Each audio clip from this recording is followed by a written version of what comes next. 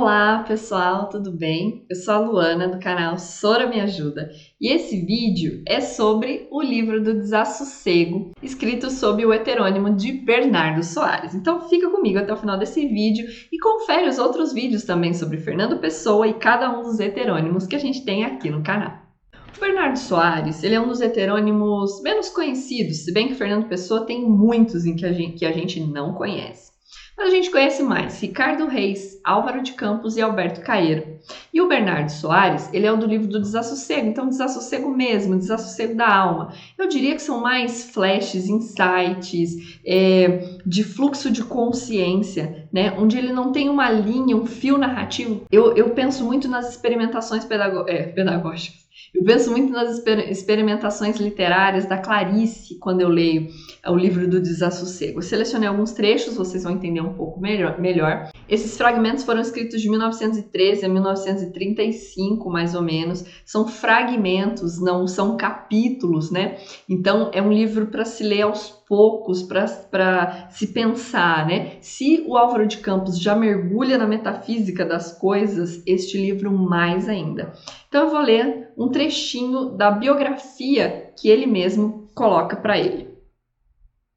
Autobiografia sem fatos. Nasci em um tempo em que a maioria dos jovens havia perdido a crença em Deus pela mesma razão que os seus maiores a haviam tido, sem saber por quê. E então, porque o espírito humano tende naturalmente para criticar porque sente e não porque pensa, a maioria desses jovens escolheu a humanidade, com H, para sucedâneo de Deus. Pertenço, porém, àquela espécie de homens que estão sempre na margem daquilo a que pertencem. Nem veem só a multidão de que são, senão também os grandes espaços que há ao lado. Por isso nem abandonei Deus tão amplamente como eles, nem aceitei nunca a humanidade. Considerei que Deus, sendo improvável, poderia ser, podendo, pois, dever ser adorado, mas que a humanidade, sendo uma mera ideia biológica e não significando mais que a espécie animal humana, não era mais digna de adoração do que qualquer outra espécie animal. Assim, não sabendo crer em Deus e não podendo crer numa soma de animais, fiquei como outros da ordem das gentes, daquela distância de tudo a que comumente se chama a decadência. A decadência é a perda total da inconsciência, porque a inconsciência é o fundamento da vida. O coração, se pudesse pensar, pararia. Eu adoro essa frase. O coração, se pudesse pensar, pararia. Ele fala dessa maluquice de que a gente se observa vivendo, né? Vocês já pararam para pensar nisso, né? Quando a gente para pensar, caraca, eu vivo, olha só, eu tô aqui, eu tenho um braço, eu tenho uma mão.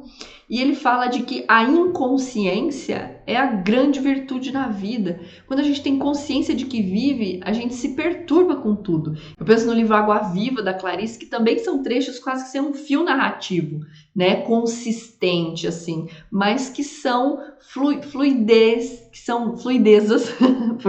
já aproveitando, colocando o neologismo, da prática literária, né?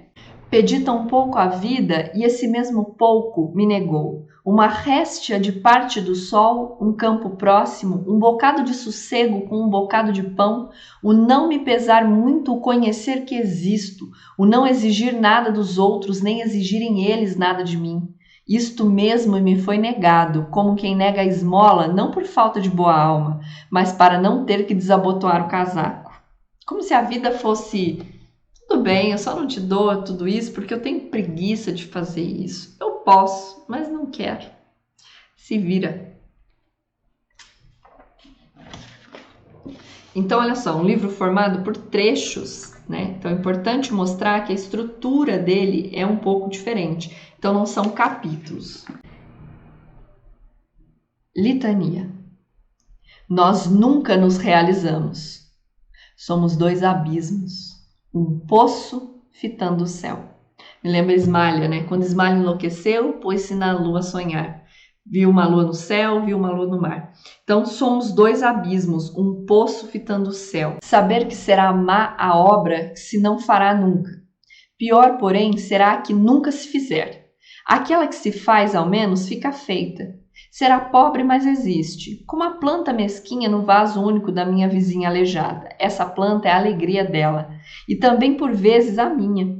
O que escrevo e que reconheço mal pode também dar os momentos de distração de pior a um outro espírito magoado ou triste. Tanto me basta ou me não basta, mas serve de alguma maneira, e assim é toda a vida. Alguma coisa serve. Melhor o feito do que o não feito.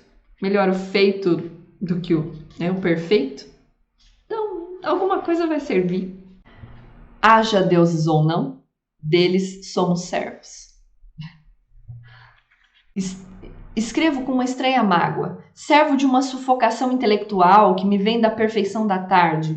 Esse céu de azul precioso, desmaiando para tons de cor de rosa pálido sob uma brisa igual e branda, dá-me à consciência de mim uma vontade de eu gritar. Estou escrevendo, afinal, por fuga e refúgio, evito as ideias, esqueço as expressões exatas e elas abrilham-se-me no ato físico de escrever, como se mesmo apenas produzisse.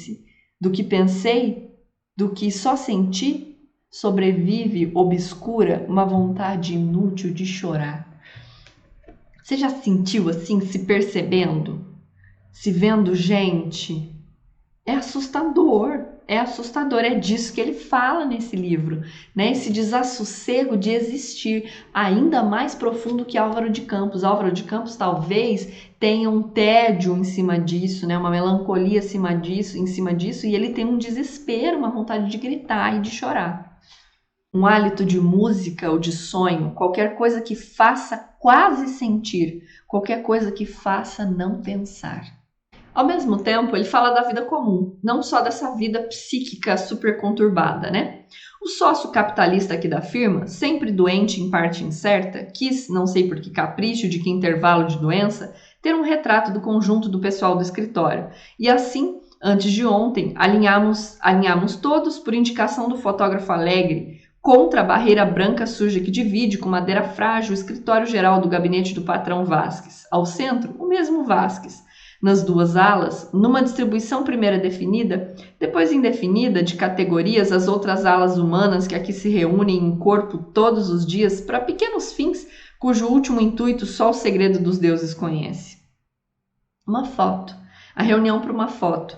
E aqui já começa, né? O intuito que só os deuses conhecem. Mas ele também trata dessas situações comezinhas até mesmo como uma forma de se refugiar, de sair dessa situação de pensar o tempo todo sobre existir. Intervalo doloroso. Se me perguntardes se sou feliz, responder-vos-ei que o não sou. Toda a vida da alma humana é um movimento na penumbra. Vivemos num lusco-fusco da consciência, nunca certos com o que somos ou com o que nos supomos ser. Nos melhores de nós vive a vaidade de qualquer coisa, e há um erro cujo ângulo não sabemos. Somos qualquer coisa que se passa no intervalo de um espetáculo. Por vezes, por certas portas, entrevemos o que talvez não seja senão cenário. Todo mundo é confuso, como vozes na noite.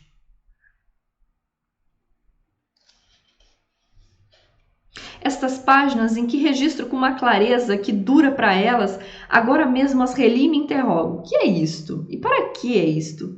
Quem sou quando sinto? Que coisa morro quando sou? Que coisa morro quando sou? Como alguém que de muito alto tente distinguir as vidas do vale em mim mesmo e contemplo de um cimo e sou, contudo, uma paisagem distinta e confusa. O cansaço de todas as ilusões, de tudo que há nas ilusões, a perda delas, a inutilidade de as ter, o antecansaço de ter que as ter para perdê-las, a mágoa de as ter tido, a vergonha intelectual de as ter tido, sabiam que teriam tal fim. A consciência da inconsciência da vida é o maior martírio imposto à inteligência.